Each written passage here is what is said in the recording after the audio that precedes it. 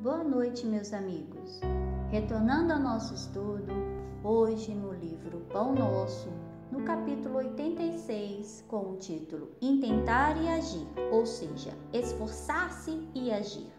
Emmanuel, através da psicografia de Chico Xavier, nos traz consideráveis e belas reflexões usando as sábias palavras de Paulo aos Hebreus, no capítulo 12, versículo 13, onde Paulo diz o seguinte: E fazei veredas direitas para os vossos pés, para que o que manqueja se não desvie inteiramente, mas antes seja sarado.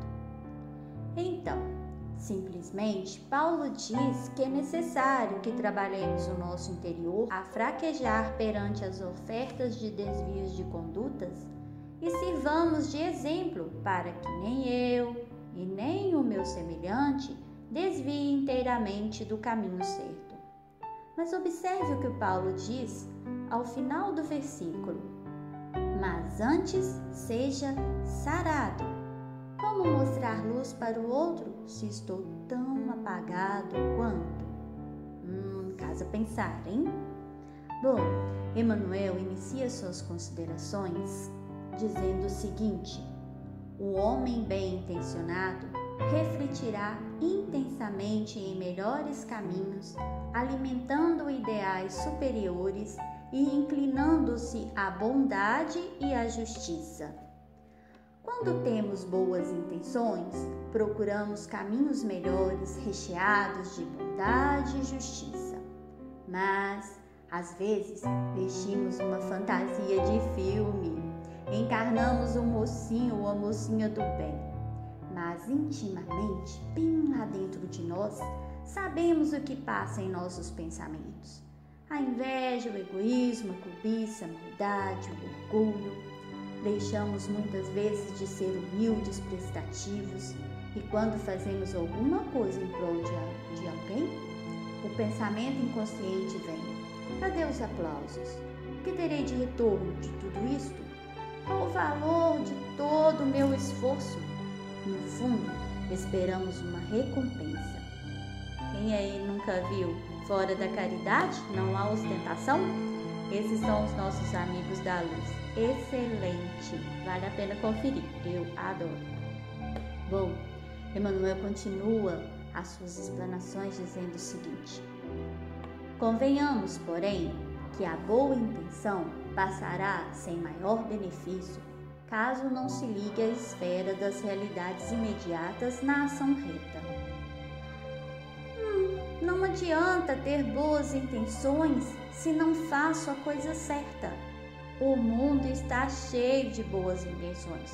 O que falta é atitude perante as intenções. Concordam? Bom, Emmanuel nos deixa uma chamadinha. É necessário meditar no bem, todavia é imprescindível executá-lo. Pensar no bem é necessário, fazer o bem é sua concretização. E existem pessoas que nos inspiram e outras que nos fazem bem, e aquelas que simplesmente, sem pedir licença, tocam a nossa alma. Esse post é muito verdadeiro. Bom, Emmanuel continua: a providência divina cerca a estrada das criaturas com um material de edificação eterna, possibilitando-lhes a construção das veredas direitas, ou seja, da direção correta a que Paulo se reporta. A espiritualidade amiga, o nosso anjo guardião, o nosso mentor, todos eles nos cercam com tudo o que precisamos para que possamos seguir o caminho certo, fazer o que é certo, mas respeitam o nosso livre-arbítrio. E aí vem a nossa necessidade dos nossos bens transitórios que achamos ser tão necessário e que nunca estamos satisfeitos. Pesam e nos impedem ou nos bloqueiam de fazer algo de bom, pensando em nos beneficiar com coisas que não teriam valor no campo espiritual, só no campo físico. Mas eu não sou contra conseguir bens materiais, não, muito pelo contrário. Temos que correr atrás sim dos nossos sonhos, mas de maneira honesta, sem atropelar ninguém. Portanto, é sempre bom refletirmos no que fazer para sermos seres melhores. Nós estamos aqui para isto, ser melhor do que ontem, do que hoje.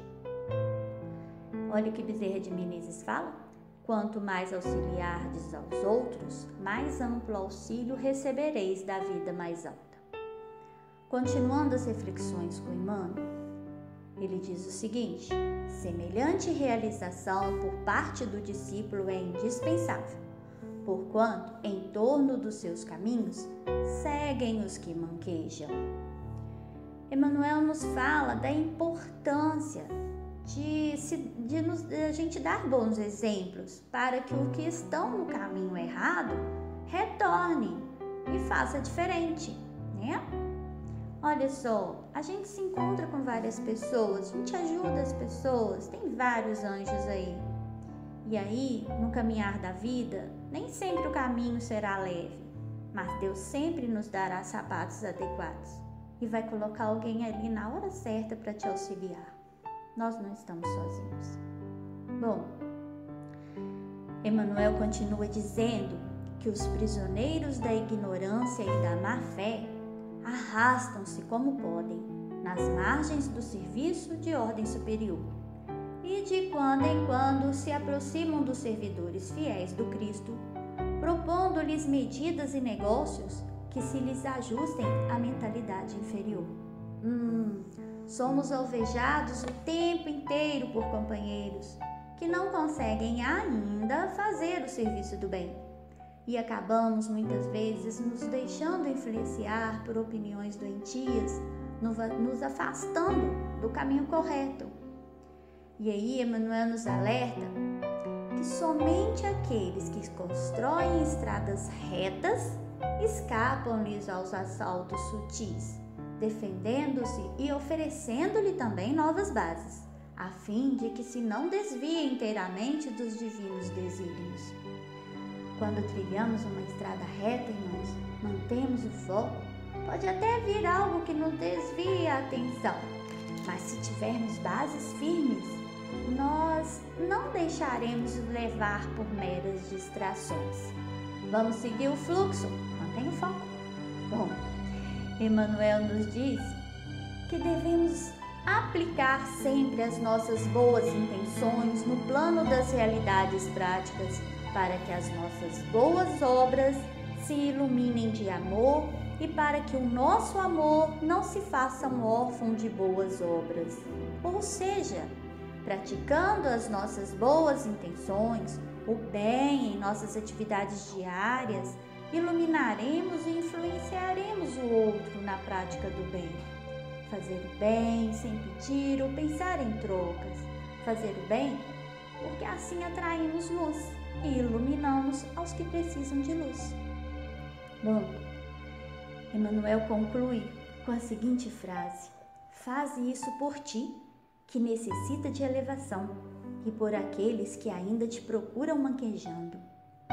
Precisamos pensar no bem e executar o bem, pois estaremos fazendo isso primeiramente por nós mesmos e, consequentemente, pelo outro. Se eu não tiver algo de bom, não tenho como oferecer ao outro. Então, compartilhemos o que temos de melhor.